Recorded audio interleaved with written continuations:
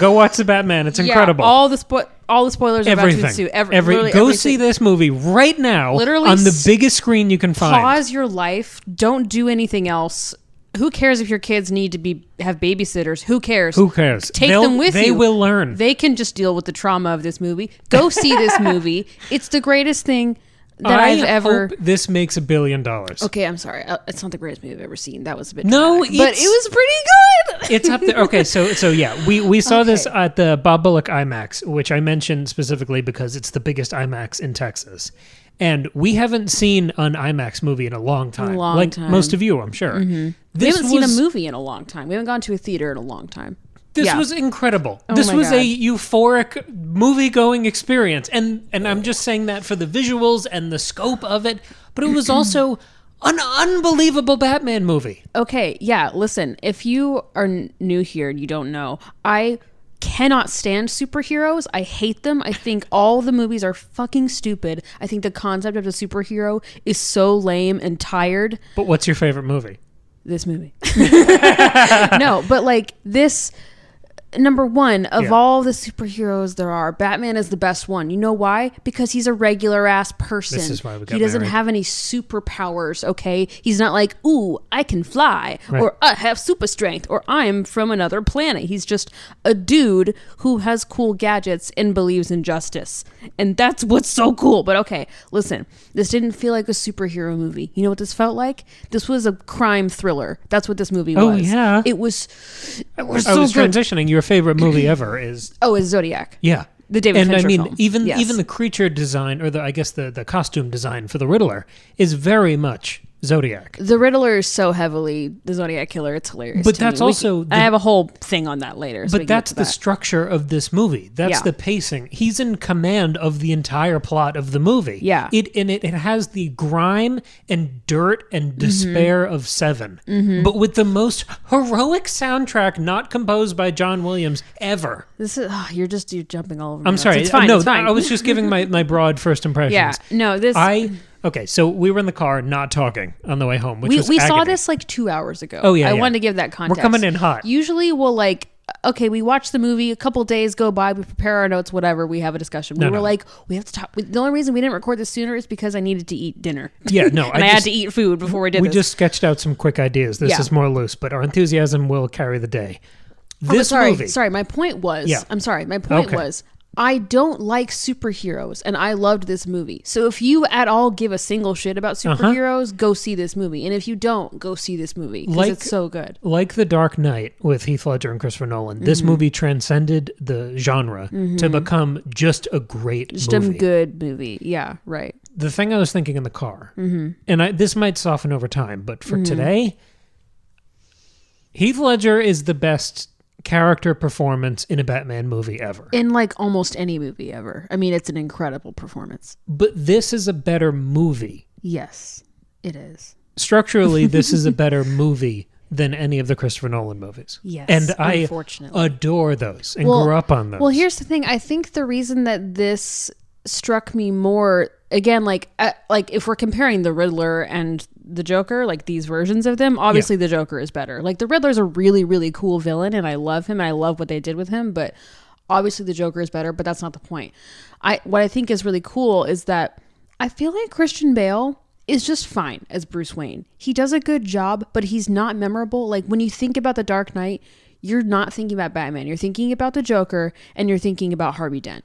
For being one of the best actors ever, he's weirdly never the best part of the Batman movies he's in. Yeah. Whereas like this movie was all about Robert Pattinson's Bruce Wayne. He was good. I mean, obviously he's the main character. He's Batman, but he was the true main character of this. It was he was in almost every single scene, if not every scene. The only scenes he wasn't directly in, he was watching through binoculars. Yeah, exactly. Like he does such a good job. I love his interpretation. I love that he's like this. Oh, sorry, I'm burping.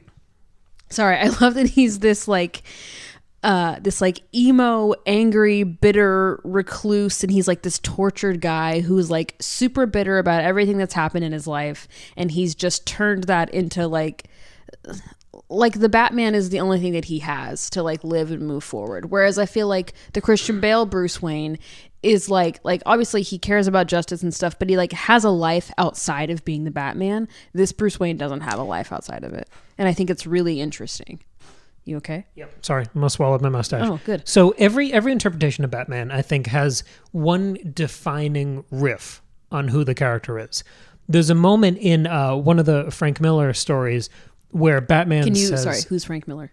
The most important writer in the comics history. Okay, thank you. Who did the definitive origin story of Batman called Year One, which we're going to be covering next Tuesday, which was very, very much the blueprint for this film. They talk about that all the time. It's in the marketing. They're specifically pushing that book in stores as the blueprint here. The red and black color palette aesthetic of this movie is indebted to that. Everything about this Catwoman is indebted to that. Dealing with the cops as the main... I mean, at some points, the main antagonist, the corruption within the police. Yes. All of that kind of comes from Year One. And Miller has so many little defining moments. One of them is in The Dark Knight Returns, which is a story. It's supposed to be one of the last stories about Batman. He's jumping ahead. Batman's grizzled and bitter and in his 60s. And there's a discussion about the logo on his chest. And he's saying that it is a target for snipers. Okay. Like he's recontextualizing it as he put special armor there. It's not just like a cute logo because it's a kid's Sunday morning cartoon. I see. Okay. Like he's weaponizing that thing that we just kind of took for granted. Yeah. And there's so much of that here where they're really thinking about the costume when he peels the bat logo off of his chest. Yeah, it's like a knife basically. And uses it as a knife, not to stab someone. No. But to sacrifice himself at the end of the movie. This is me being dumb. Is it a canonical thing with all Batman versions that he doesn't use guns, or was that specific to this one? Yes, that is always there because his parents were killed with a gun. That's what I figured, but I couldn't remember because I'm not super familiar. He's a vigilante, but he doesn't kill people and he doesn't use guns. Yeah, right. Which I think is so cool. Which I think that's why this was so fun for me, because he's playing this like really dark, like again, like bitter, angry guy, but he's not. But the whole, I don't know what's going on with me. Oh, I just ate dinner. That's why. But the whole, like his whole ethos is he doesn't want to become like the Riddler or like all these corrupt police guys. He doesn't want to kill everybody, like, because that's not the point. So he's trying to like be this force of good, but in this really cool, badass way. What I was building to with the Miller comparison, you take like one aspect of the character and the way the character is presented, because this character is an American myth that is reinvented and retold maybe once every 10 years, pretty much. And there's, I mean, like James Bond, there is a cultural value and reflection in each new incarnation. And here, the thing they zero in on that I really think defines this Batman is the black eye makeup that makes his skin blend in with the hood, the cowl, because every Batman has that. Or all you would notice is the skin. It would look like a dumb Halloween costume. But no one ever mentions it. And it's like, it acts like it's not a problem. But here you see him get home. He takes off the hood and he's got the dark makeup and his hair is all messed up. He's listening to Nirvana. Yes. And it feels like so gritty and real and good. Yeah. It's, I mean, the first moment where I was like, oh God, this is better than the Christopher Nolan vision of this character, which to me was the greatest one, at least on screen. It was for me too, because it took it seriously, but not in a like cringy way. Because I've seen all of the movies, I've read a ton of the comics. This character is extremely important to me, and when I think of him on screen, I think of the greatest moments from The Dark Knight, because I think that is the height this character has reached. Yeah, the first scene in this movie, when Batman is fighting the guys with all the face paint on, when they get out of the subway and they follow that guy out, and you hear the boots, and they're so heavy and slow and thick. I mean, they've got lifts on them. They're huge boots, but he's walking slowly, and you hear the heaviness of the impact of the boot on the ground, but it has just a hint of a spur on it, like he's a cowboy. Oh, okay. Like it's got that same slow cockiness, no attitude, but just a bit of that like wink. Yeah. And the punches are so solid. There's nothing slick and stylish about this, despite it being such a rigid color palette and a hyper stylized thing. It just feels chunky. Oh my God. Totally. That first scene. I mean, the movie, it's fist pumping cool the whole time. Yeah, it is. It was really, really cool. Awesome. It's so cool. Yeah. And Batman should be cool. I know. The Batmobile was really cool. I loved that it wasn't until halfway through the movie that it shows up. Yes. But I loved that it was such a nice reveal when it finally came out. And it came out of the shadows like he did. Exactly. And it's this hopefully you've seen the movie. Yeah. It's got all these curves up. That's kind of the same way his cowl has the curve up into his ear. Yeah. That's how it kind of flares out and ends. The car has that design aesthetic throughout. So it's this old muscle car, but it's lifted high off the ground. It's not a tank like Christopher Nolan, whatever it was called, the Tumbler, I think. Yeah, I mean, that Batmobile was really cool. Yes. And I liked the motorcycle part. But yeah, this was cool too. That one was awesome. This one's cool because it sounds like an old muscle car. And you see the flaming grill in the front of it. Oh yeah, it was awesome. Oh, I love the Batmobile. Yeah. I mean, that whole car chase sequence. Man, it was so good. Well, what also makes this movie so good is just, I wrote in all caps, the vibe of this movie.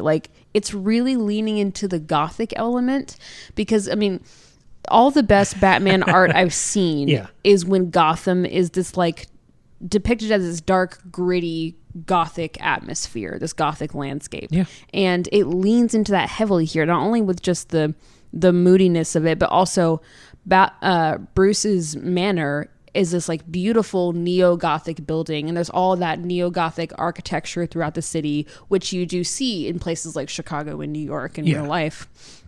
But there's just an extreme amount of it, or at least we see more of it.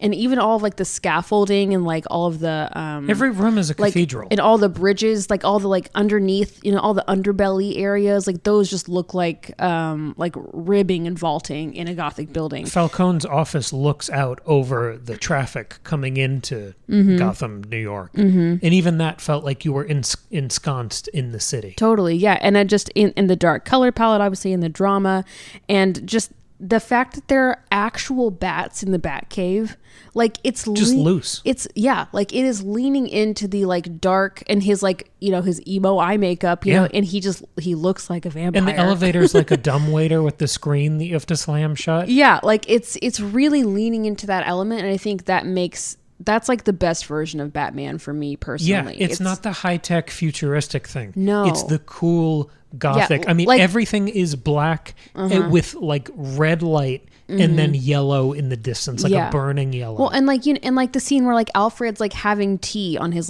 tea tray, with the proper pot and everything, versus the Christopher Nolan, which we're gonna keep comparing it to because this is so indebted to it. And I don't mean it as I'm not trying to bash the Christopher Nolan movies because those are wonderful. Yeah, but this is the next one. That one really leans into the technology, and he's got the cool bunker where he's got all his gear and stuff, and that's all really cool and fun and futuristic. But this was it was just so gothic and cool and fun, and I think this one had a bit more fun than the Christopher Nolan ones do because they take it themselves so seriously, which I think works really well in their favor. But this managed to have a lot of fun while still being really serious and really dark. This one, I think, maybe to complicate that point a little, Gordon.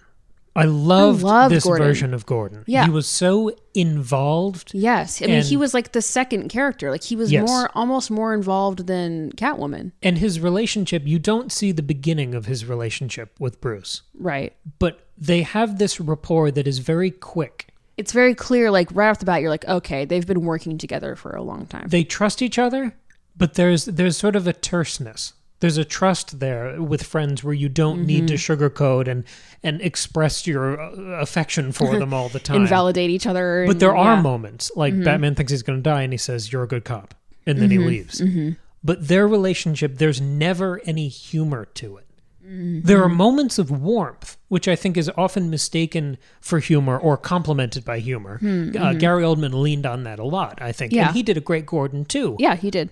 But there was more of a silly quippiness to the way he would react when he turned around and Batman was gone again. Yeah, Gary Oldman's also just a really funny actor. And he's got good comedic timing. But I liked that this relationship wasn't funny because this Batman, this Bruce, is not funny. No, not at all. He is completely serious and has no time for anything. I really liked how he was doing it. And yeah, it played really well with this Gordon. What's the actor's name playing Gordon? I don't remember his name. Now that I'm on the spot, I forget. Sorry. My brain seizes up like that He's sometimes. the same guy he's in the Hunger Games. He's in Westworld too. Anyway, he was really, really good. Just to talk about that for a second, you said Bruce Wayne's a main character, obviously, in the old school sense where he's in every scene of the movie. Yeah. Second lead is probably Gordon. Yeah. You're right. But the thing I noticed throughout this movie, because we have a lot of characters in costume. We have characters from the traditional Rogues Gallery for Batman. You have Riddler, Penguin, who we'll get to, amazing. Yeah. Catwoman. You have a Joker tease at the end. Yeah. But the majority of the speaking roles in this movie, and if you look at every time it's an ensemble scene, almost everyone is just a human who looks like a person. They have shitty skin. They have kind of a messed up mustache. They don't have expensive clothes, but the clothes don't look brand new off the shelf. No. They look worn in and real. Yeah. This story, maybe more than any on-screen Batman I've seen, is populated with real, believable people. Everyone we get to know that the Riddler kills, between the DA, the police chief, the mayor, they're all fleshed out as real, believable people, like they were in a human drama, like a Peaky Blinders, a Succession. I think a huge touchstone for this movie is The Sopranos. I mean, Colin Farrell's doing a Tony Soprano as the Penguin here. Totally. But by making most of those characters human and showing their slight disdain for the guy dressed up as a bat walking into the scene, it makes the movie grounded and expanded. Because it's not just Batman and then the humans down below looking in awe. Like, it's a bat, it's a plane, it's not that. Yeah, They're all part of this world. It's integrated. Yeah. I heard a phrase when I started getting into comics and learning more about this lore. I learned the phrase street level hero, which is to talk about someone like Daredevil.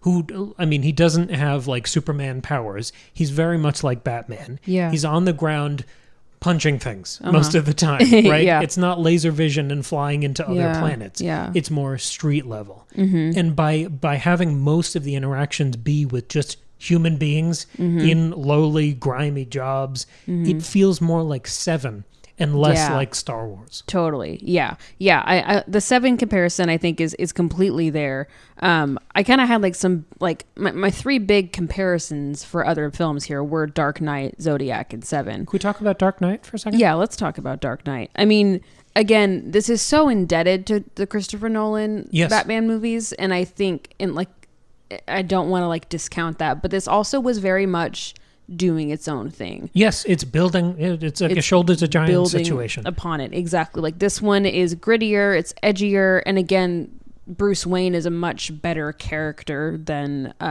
in this one than in the Christopher Nolan. And I also think a big thing here is that when you think of the Dark Knight, you think of the Joker. Like the main character in the Dark Knight is the Joker, and like when. For context, The Dark Knight came out when we were in like middle school, early high school. It was the best thing that ever happened. I'm saying I barely knew, I had heard of Batman. Yeah. Okay.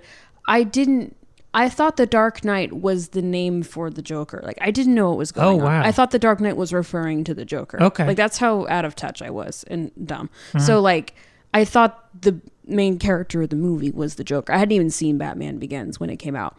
But whereas here, like the Riddler's a really cool villain and he's fun, but the main character is Bruce. And so it's differentiating and again, like I said before, it's going off and having a bit more fun maybe than the Christopher Nolan ones did. But there are direct, I mean, it feels like they took bits and pieces of a lot of Batman interpretations. I mean, we've talked about the comics a bit, but also they're taking little chunks that work or that they want to play with and expand upon from the Christopher Nolan lore. There's a moment in The Dark Knight where the Joker tortures one of the police guys in like a handheld cell phone video that is played on TV. Totally. And that same thing happens here. That is most of the Riddler characterization until the end. Yeah. And then when you get that scene of Riddler talking to Batman when Riddler is already in prison. Yeah. It's very much an evolution of the interrogation scene from The Dark Knight. Totally. Yeah.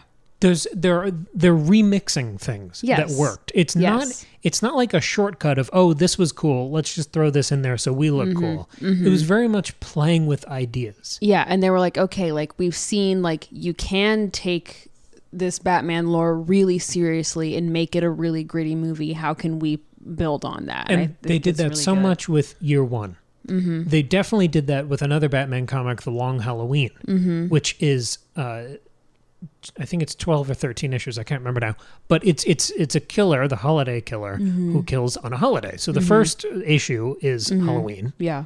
And then it goes forward, and you get Christmas, and you get like Father's Day and all these things. And you end up seeing all the villains as they kind of flit in and out of this world through this year. Yeah. And one of the first lines of this movie is it opening on Halloween. Yeah. And then the thing that drags the plot for the first half of the film is these different orchestrated killings. Yes, right. So it's borrowing almost a structural thing from Long Halloween, even if it doesn't take really the rest of it. Right. It really feels like the writers of this movie love and understand the lore. They're unafraid to deviate and make their own thing, but it's all informed pivots. Yeah. I just loved it. Yeah. So good. Well, yeah. Inspired. And whereas in The Dark Knight, you know, the Joker is very much this like domestic terrorist character. Yeah. Here, the Riddler is more of just like a serial killer. He does escalate into more of a terrorist role because he has all those bombs and the flooding and stuff. And the followers with the sniper rifles. Yeah. But it's still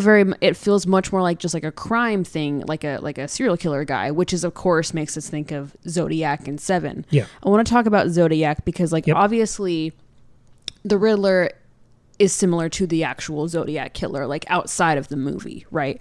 You know, the Zodiac killer had all those ciphers and he evaded the police for forever. He was never caught. I mean, we kind of think we know who he was, but he was never caught. And obviously the Riddler evades the police for quite a long time. But, you know, there are also differences because, you know, the Zodiac killer wasn't necessarily killing people for like political reasons, and his victims were like couples usually, and the MOs are really different. But the other similarity here is of course with the film Zodiac, the David Fincher film, which is of course my favorite movie ever. Also a very long movie. Yes, I was gonna say it's another 3-hour movie, and it's obviously like the gritty tone and like this like the like obsessive nature with which Batman and Gordon are trying to solve the mystery is similar to how Mark Ruffalo and Jake Gyllenhaal are trying to solve the Zodiac murder. What's really interesting is that Matt Reeves, the director of this, was apparently inspired by All the President's Men, which of course Zodiac heavily pulls from. Sure. Because Zodiac is basically All the President's Men plus Seven. Yeah. And this movie is of course similar to Seven, like we've talked about before. All the President's Men is it gets me so hyped every time I see it. I have that same like buzz for 2 days. If for some reason you don't know, All the President's Men is about Watergate. It's an incredible movie. It's from, when did it come out? 80s? I don't know. Oh, a while ago. It's an old movie, but man, it's really, really good. But of course this is like Seven too, right? Because you've got like these like two cops or detectives. That's another thing that makes this so good, is that Batman is just a detective. He's a really cool detective here. The reason the company is called DC Comics Detective is Comics. because he was introduced in, I think, issue 32 or 34 of Detective Comics. Yeah. Yeah. Like Spider-Man was introduced in a comic called Amazing Fantasy. Yeah. And those characters both popped off so much they got their own thing. Right. But you can walk into, I mean, we were in a comic shop today. You can walk in, they're still making Detective Comics. Yeah. Yeah. But I think that's why it works so well, because he's not just like, I'm here to save the day. I want to like kill the bad guys. It's like, I want to solve this horrible crime. Yes. And also in Seven, the way that, what are the main characters in Seven named? Stop putting me on the spot. I'm sorry. Anyway, they're called Morgan Freeman and Brad Pitt. That's why the way that they two are like following along like the series of killings that are all interconnected. It's like they basically have to see through the whole game before they can solve it. Yes. And that exact same thing is happening here. They know, like, because I think Rob Pattinson says at one point, like, whether you like it or not, like, we're just playing his game now. And like Because like Gordon says, like, well, someone else is going to get killed. He's like, yeah, probably. The thing that's interesting to me about mysteries as a genre or investigation detective stories, looking at it from the perspective of someone who's written a bunch of books and stories, when I, like, the thing that really gets me hyped to write a scene is usually writing the outline.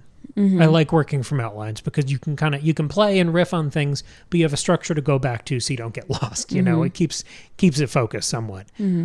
I would be so worried writing a detective story or a mystery that it would feel like my character just going through my outline. Yeah. Because you have to make it feel organic. Yes. And when you're working with someone who's supposed to be hyper smart, I mean, I think this is the problem with a lot of people who try to write Sherlock Holmes stories. Yeah. Is you know all the truth about it. Yeah. But does it make sense that the character would be able to make this inference? You have to plant all these clues that the characters have to pick up on. Like, there are so many ways you could screw it up. It's such a fine line. I'm honestly, one of the most impressive like genres to write for me is like a well-written mystery or thriller, because that to me it sounds so hard to do. And how do you make Batman continue to earn the title and live up to the title of being the world's greatest detective while being constantly outsmarted and having someone one step ahead of him? And you're right, Riddler was absolutely one step ahead. But to make that feel more like he's one plot point lower on the outline, to make it feel like he's tinkering with them, to have that cat and mouse thing where he feels invasive. He feels like he's watching you. There are so many scenes of Batman looking through binoculars, and then there are scenes of Riddler doing the same thing. Yeah. And that gives you a bit of the invasive thing. Yeah. But what sold me on this being a mystery story and Riddler being smarter than I was, smarter than Batman or Gordon were, or even smarter than them as a team, smarter than Alfred helping out in the basement, was the moment when Ave Maria, which we've had in the movie, in the score, in the first half hour. It was in the first scene when before the mayor is killed. You have that playthrough as something we're enjoying. At the end of the movie, Riddler starts singing that. Yeah. Which makes me feel like he was watching the beginning. Or he's making that callback. Like, we talked about this. He's like breaking the fourth wall and sort of elevating. We talked about that in something lately. At the end of Return of the King, Sam does this. Yes. In the books, I'm talking. Yeah. Sam seems to break the fourth wall and beg Tolkien for more time. Yeah. And Tolkien, I mean, not even really reading through the lines, responds and gives him that time. Yeah, right.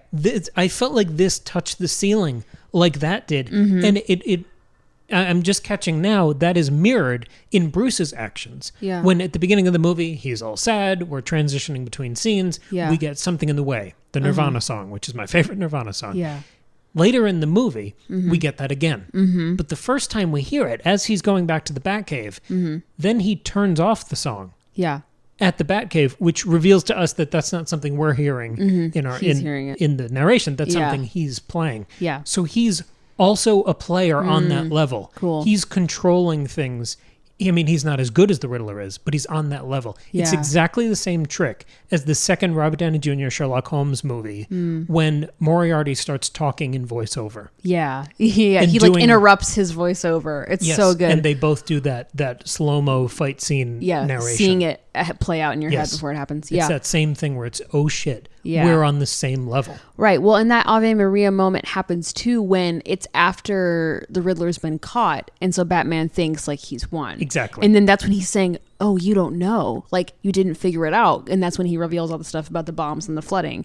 And so it's an oh shit moment for Batman. It's an oh shit moment for us. Yeah. And then it is paid off in the next scene when the score echoes the tune of Ave Maria but making it in like this like minor. I'm not musically educated enough to talk about it, but it sounds really, really cool. So you should go listen to it. You want to talk about the score? The theme. Yeah. Just the little boom, boom, boom, boom, boom, boom, boom, which you hear in just a simple piano, like note by note. And then you hear it in the full thundering orchestral version. But it comes back like, I mean, it sounds like a great version of a loading screen. Like, it sounds like a character thinking when they're totally screwed. Well, again, it's taking the iconic, like, beautiful Hans Zimmer score that you get in The Dark Knight. And this is not Hans Zimmer. I was going to remember the name of the score. It's an Italian name. Yeah. Anyway, so it's taking that idea, but it's its own thing, and it's having maybe a bit more fun. But it serves that detective tone because it feels like him working through something. It feels like, oh shit, we just got another wrinkle. We're even more screwed than we knew before. But just those simple notes that we just hummed, they're so rousing and exciting. If it plays right after Batman runs Penguin off the road and you see the camera's upside down and he's doing the slow cowboy boot walk towards him. That scene was so good because that's the scene where he's like in the firelight and his cape is like being blown to the side. That and like so many other shots felt so much like a comic book to me. Yes, absolutely. I was really noticing that, and to be fair, I've only recently gotten into comics, so I'm only just now kind of picking up on that sort of thing. I've been binging classic Batman comics for a year. This movie's full of panels. So much of this movie and just like the transitions between scenes and the way things were set up in shots, I was like, that feels like a comic panel. Yes, absolutely. And I was like, that made me really excited. Which like that we said that same thing when we watched The Suicide Squad a few months ago. Yes, absolutely. That also felt a lot like a comic in a really, really different way. But yeah, so I was so impressed by that. I really liked that just shot that with the little cape and that little theme though. It's so. I mean, it feels like Seven Nation Army playing at a football game. It's so rousing every time, or it can be contemplative, but still kind of get you hyped. Yeah. It was. It felt like something that's been there the whole time for the 85-year history of this character, but it's new. Yeah. And I hadn't heard it before today. Yeah. And it immediately catches you. Yeah. And they couldn't play it enough for me during this. Oh, I know. It was excellent. No, I'm excited to just listen to that score on repeat now. Man, it was good. Do you want to talk about, like, I don't have any notes for this. Do you want to talk about, like, Catwoman and Penguin? And yeah, sure. I didn't write anything down, but I really liked Zoe Kravitz as Catwoman. I thought she was so good. I like that she was never called Catwoman. Never at any point. She says like the cat and the bat, and like that's it. And like she has a lot of cats, and that's funny. But you know, like I like the way that they did her, you know, quote unquote costume. She just has this like black onesie basically, and then she's got this like ski mask that's been cut out, so it kind of looks like the cat mask. And then she doesn't have any stupid ears like Anne Hathaway in Dark Knight Rises. Instead, she had like her beanie. Like the way that the hemming is done, like there's like the subtlest suggestion of two ears. And I thought that was way cooler in how an actual person would dress. Again, it's more grounded. Yeah, which I think that's why I have such a hard time with superhero stuff, is because the costumes are so absurd. And like that's not how this Batman costume was pretty, it was the most out there thing, but it's also like this thing that he's crafted and put together. Whereas like Zoe Kravitz was just like trying to. But she has a lot of dramatic, exciting outfits in this movie, and this felt like one of those, just made of leather. It didn't feel like this shiny, stupid rubber thing that an actor was miserable in. Yeah. It felt like something the human being character would wear. The relationship between Batman and Catwoman is so difficult because she isn't a villain in the same way the Joker is. Right. She's a thief and a criminal. But she's rarely the main antagonist. Usually you play up the flirtation between them. Yeah. The comics almost married them. Yeah. A couple of years ago. And I think she stood him up or something. Nice. Anyway, they went back to being, kind of enemies. Just, but she's a presence more than she's a clear friend or enemy. And that relationship, ironically, in the Adam West version, in the comedic telling of Batman, was really true to that. I think it kind of set the template there. Eartha Kitt was the name of that Catwoman. And that's what I grew up with. And she is campy. She does the purring thing and leans into like the scratchy, silly, like sultry thing. But it's so theater kid. Yeah. And it's like you smile every time she's on screen because she just looks like someone having a really good time. Sure. But this character. Whereas this one, she's just like a normal person, but like they have like the suggestion of the ears, and she has like the nails. And also they had her drink a glass of milk. I thought that was actually really funny. That's a big thing in the comics, her scratching Carmine Falcone. They say they say Falcone here, but I've always heard it Falcone. Oh, okay. Whatever. Oh. She scratches his face in a lot of comic interpretations. Cool. That's like her leaving her mark on him, and they do that here as well. Cool. But the relationship, I just didn't like the way Christopher Nolan handled that relationship. It just wasn't... I don't even remember it. Yeah, I know. She was a presence, but it was so rubber. Yeah. I didn't like what they did with Selena Kyle. Never mind the way they made Catwoman look. The interactions didn't work. Everything was too clean and high-tech. I just didn't understand why. I don't even remember understanding why she was there. Dark Knight Rises. Dark Knight Rises. Yeah. Could have lost the Catwoman plot and wouldn't have probably been a tighter, better movie. Right. That one was, I think, notably longer than The Dark Knight. Yeah.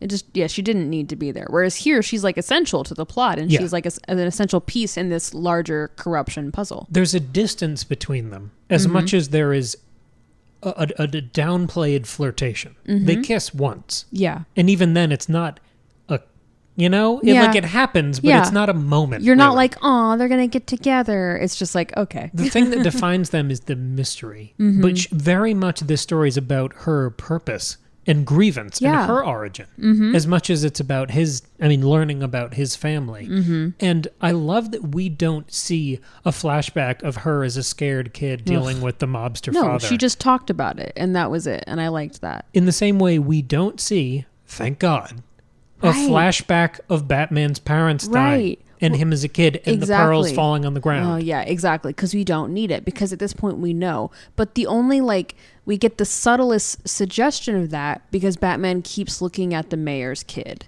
He keeps seeing himself. It's so, unspoken and never addressed, and it's never direct. You're alluding to unresolved trauma. Yes, you're showing the trigger, which is what matters. When we find out that the kid discovered the body of the dead mayor, and, he saves the kid during the funeral when the car is driving through and all of that. And for having the restraint to not show that origin story, to not have the obligatory montage, which I do believe the Ben Affleck Batman... I think they did that in one of those movies. Okay.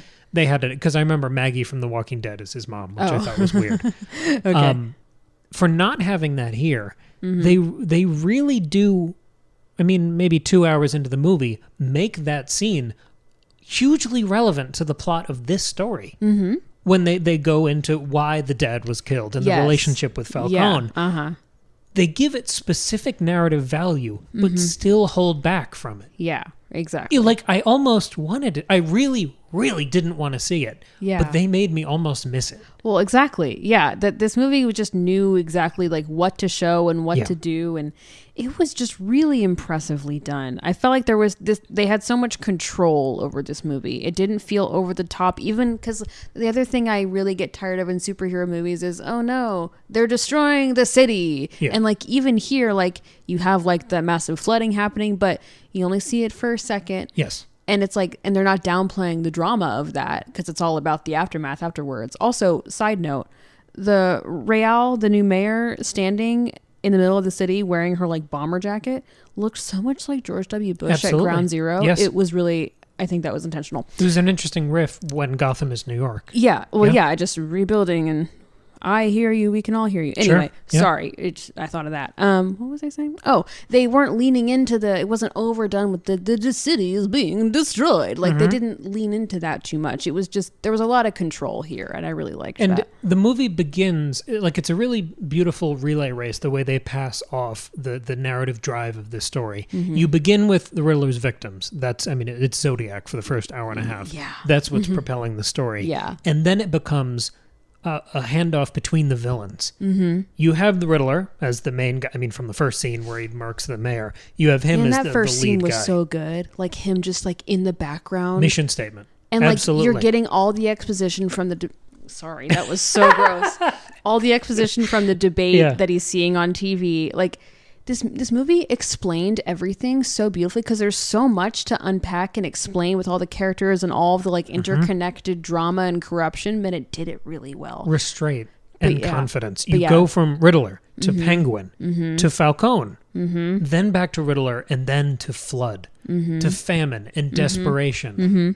It's Like, no one overstays their welcome. The movie moves at such a clip. We said in the car, it feels like a season of TV. Yeah, I mean, it was a long movie and so much happened, but it didn't feel like, this movie But was I just dragging. wanted more. Yeah, I wanted to keep going, because like when they catch the Riddler at the end, I was like, they could end the movie here and like set us up for the next one. But then there was like 3 more big plot points to get through. And there really aren't many Riddler scenes. Most of them are through that kind of FaceTime that I talked about earlier, which those are all extremely memorable and impactful. They turn the tide of the story every time. And he was really creepy. Paul Dano, I was unsettled by him. He was good. Same with Colin Farrell. He doesn't have that many scenes. You see him in the club a couple times, and then he's in the distance or in photos sometimes. But he doesn't talk that much. Right. And even there, that character can be so silly. Where he's got like the long cigarette and he's or he has bombs shaped like penguins or like goofy things. The penguin feels like a nickname he doesn't like that we hear maybe twice. Yeah. But the character's name is Oswald Cobblepot. Yeah, I think he's just credited as Oz in this movie. One time he says, "Yeah, hi, I'm Oz." Yeah. But everything else you just kind of know him from what he looks like. Yeah. They avoid the word Cobblepot, thank God. Yes. Because they want to make it... Because that's insane. Yeah. Because they want to make it cool. Well, but again, they do the subtle little things. Because remember when he's tied up and then they like walk away and they don't untie him, so he kind of waddles like a penguin. Right. But it's just so a moment. Subtle. It's not warmth, he not doesn't, a joke. He doesn't say like, I feel like a penguin. Yeah. Exactly. It's just better than that. It's like if you know anything about the lore, you get it. The same way like Catwoman's drinking milk and has the long nails, but she's not called Catwoman. And Colin Farrell's so good at disappearing into roles. I mean, this one more even than without the other ones, prosthetics, he's good at it. Yeah, But I mean, this one, I mean, he just is way more hidden than he's ever been. Yeah. But he's also giving a great performance. He's so, like, the intensity of him during the car chase is so good. The Tony Soprano, I mean, that whole, he sells the mob thing way more than, I mean, Falcone's great. Yeah. But he doesn't sell the mob angle like Colin Farrell does here. Yeah. He's just fantastic. They don't use him that much, but he's very memorable. And we know that this creative team is making a spin-off about the Penguin, which will be a miniseries for HBO Max. That's very cool. I'm very excited about that. How fun. That'll be great. And again, if you're establishing most of your world being about the human characters, then this type of spin-off feels very natural. It's not like, oh, where's Robert Pattinson in every scene? I'm excited to see that. Yeah, right. I thought Colin Farrell was amazing because he does such oddball projects. I mean, he does huge things sometimes. He's in Fantastic Beasts or whatever. Yeah. In the same way Robert Pattinson was in Harry Potter. Yep. But he does such weird movies. He did The Lobster. He did Killing of a Sacred Deer. He did In Bruges. Yeah. He does weird, intense, experimental things. And like Robert Pattinson, I think you can see that experience paying off here. Totally. Yeah, I really liked his performance a lot. Well, and speaking of just all of these other like Batman characters, I really liked the little Joker tease. Yeah, let's talk about that. We said in the car, we were like, how ballsy is it to make your sequel in your Batman trilogy about the Joker? Yeah. And we only get like the smallest little tease of this Joker, so I can't say much about him, but I really didn't feel like he was trying to be Heath Ledger. Thank God, because no one should ever try to do that. He seems like he's missing a cheek. Yeah, you can see his teeth so far back. So much of his teeth, yeah. But he's also not being the Jared Leto Joker, who was just that's an obnoxious performance, if I'm being honest. I hate that performance. Who? The Jared Leto Joker. Oh, sure. I can't stand that. But this one seems like it's going to be really cool. And for the very same reason I was so confident in Colin Farrell, because Killing of a Sacred Deer is full of unhinged, really delicate performances. Yeah. And Barry Keoghan's the lead in that with Colin Farrell. And he was so good. He was so good in The Green Knight, which we talked about a couple months ago when it came back. I have absolute confidence in him as an actor. Yeah. And I can't imagine how scary it is to jump into someone like the Joker. I know most actors seem to love playing him because he's so fun and over the top. Oh, sure, but just in this tease, which really felt like the way you tease Gollum at the end of a movie. Yeah. Like you need to make a strong impression with a few physical features. But I mean, he did the laugh and we saw his face and it was fascinating and it felt fresh. Yeah. And that's coming from someone who was absolutely blown away by the Joaquin Phoenix Joker movie. Yeah, exactly. Like, it also wasn't trying to do that Joker either. And but it learned from that in the same way it learned from Dark Knight. Absolutely. Like, this whole thing is learning from everything that's been done before it, and it's improving on it and being the best version it can be. It had, I mean, like the Joker movie, this had an absolute focus on its protagonist. Yeah, totally. Yeah, it was sympathetic to their pain, but also exploring how that pain makes them biased, unreliable, and like undependable, and the like bad potential it can have, because you see this Bruce Wayne struggling with like not just like going after and killing all the bad guys and, you know, trying to eliminate all these threats and just like, you know, just completely go off the rails. Whereas like, you know, Arthur and Joker, of course, does not do that and completely falls apart and goes after everybody. I couldn't be more impressed with this. Man, I mean, this was good. It was, I was excited by the red and black color scheme that I saw on the poster and a bit of that first trailer, which I couldn't avoid. I avoided all the rest of them. Yeah, Cam doesn't watch trailers anymore. No, I don't want to know. He's anything. anti-trailer. I don't want to be spoiled on what things look like or plot beats. I just want to know. Because your mentality is, I know I'm going to see it. I don't need an ad. Yeah, exactly. And so you don't want to know anything. Yeah. I understand that. But the fact that they kept the red up in this movie through police lights from like imperfect sources that kept it as a motif more than like color grading after the fact. It's fire on the highway. It's the tail lights as he rides away, and then he looks back and Catwoman rides away, and he sees the red there, and you see the similarities in their characters. It was just such a thoughtful, smart, subtle movie while being so aggressively cool. Yeah.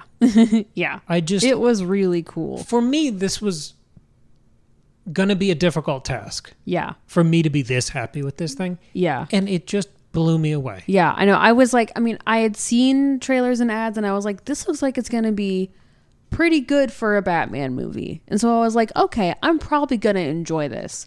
But I really didn't expect to just be completely blown away. I was having the best time seeing this movie. And I mean, I know so much of my brain is the Adam West show, the Christopher Nolan movies, the comics, the, you know, Jack Nicholson and Michael Keaton, and I adore the George Clooney, Arnold Schwarzenegger Batman movie. I love all of these things. Yeah. And this character is really important to me. I was raised on it through my mom, and just, I mean, she loved all these characters too, and read the comics, and you know, taped all the Adam West shows to VHS so I could watch. And there was I don't even remember where. There was a moment when I was watching this when I teared up for a second because I just. Like, there are very few moments where I just wish she could see certain movies. Oh, yeah. That I know she would love. And I obviously, going into a Batman movie, I'm already thinking about her and how I got into this character and the emotional, sentimental value that he has to me. And this became one of those movies. I didn't feel that when I saw Batman versus Superman with Ben Affleck and Henry Cavill. I didn't feel it there. But there was a moment of, like, pride. It was something in the middle of this movie. Yeah. And I just thought, like, she would have loved this. This is just awesome. She would have absolutely loved this movie. And, totally and that, for me, is the highest compliment I can give anything Batman. That's awesome. Yeah. I love that. Well, I can't follow that. Go see this on the biggest screen you can find. It was so good. I can't wait for more. I know. Yeah, I'm really excited to see that Joker. I think it's going to be so And the fun. entire press tour for promoting this movie is Robert Pattinson directly referencing comic storylines, saying, I want to play with this and that and throw this in there too. It seems like Robert Pattinson is a big Batman nerd. And he said for the last 2 or 3 years, every film shoot, every trip he's taken, he's thrown some Batman comics in his suitcase. That's so cute. I've also seen, I read that when he was like doing the screen test for Batman, he had like this like pseudo bat suit on for the screen test, and he like went into the bathroom and like took a selfie in the bat suit in case it didn't work out, but he just like wanted to have a picture of himself in the bat suit. How cool was the nose being kind of leather and like square bound? You know, it was cool. I really liked like the bat helmet, that whole thing. The cowl. It looked kind of goofy, honestly. I loved it. But I liked it. I thought it was really good. It looked like something someone made. Exactly. It didn't look like something that the military made. Not for homemade him. like Peter Parker, but No. something that a human being had to stitch. A human being with yeah. like with money and access Sure. to things, but like not the military, like Bruce Wayne. I'm like Christopher Nolan Batman, but like so yeah. I like that Robert Pattinson's got such a weird shaped head, Yeah. and I thought it worked well, and he's got a great jaw. And if you were impressed with Robert Pattinson, go watch The Lighthouse. That's Oh, Robert yeah. Eggers, our favorite writer-director ever, doing a horror movie following up The Witch, if you've seen that, which we also Yeah. adore. This is him and Willem Dafoe losing their minds on an island. Yeah, and it's in black and white, and it's like it's old timey. It's world class. It's really weird and good.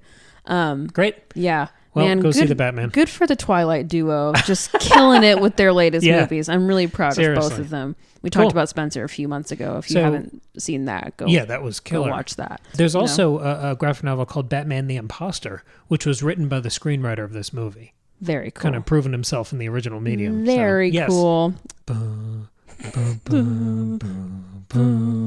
listen to the score. It's really good. It is really good. Bye. Okay, bye.